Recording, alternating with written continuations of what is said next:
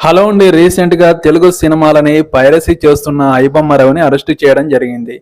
ఈ ఐబొమ్మ రవి గురించి ఒక టాలీవుడ్ ప్రొడ్యూసర్ ఏమన్నాడంటే, "ఇలాంటి వాడిని బ్రతకనివ్వకూడదు. ఇలాంటి వాడిని చంపేయాలి. ఇలాంటి వాడి వల్లే తెలుగు సినిమా ఇండస్ట్రీ నాశనం అయిపోతుందని" ఆ డైరెక్టర్ చెప్పడం జరిగింది.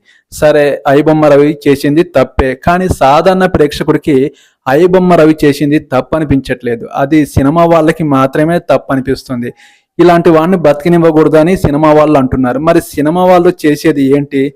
సినిమా వాళ్ళు టికెట్స్ రేట్లు ఎక్కువగా పెంచేసి పేదవాళ్ళ ప్రేక్షకుల దగ్గర నుంచి డబ్బైతే దోచేస్తున్నారు. అలాగే సినిమా హీరోలు ఎక్కువ రెమ్యునరేషన్ పెంచేసి సాధారణ ప్రేక్షకుడి దగ్గర నుంచే డబ్బులు దొబ్బేస్తున్నారు. అలాగే సినిమా వాళ్ళు బెట్టింగ్ యాప్స్ను కూడా ప్రమోట్ చేస్తున్నారు. మరి సినిమా వాళ్ళని ఏమనాలి?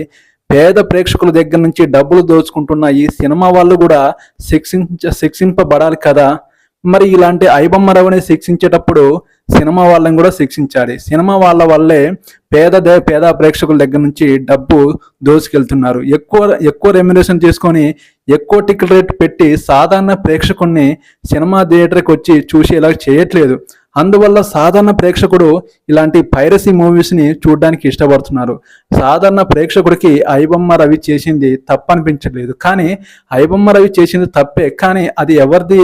సినిమా వాళ్ళ కష్టాన్ని ఏం చేశాడు? దోచుకున్నారా? ఏం దోచుకోలేదు, పైరసీ చేశాడు.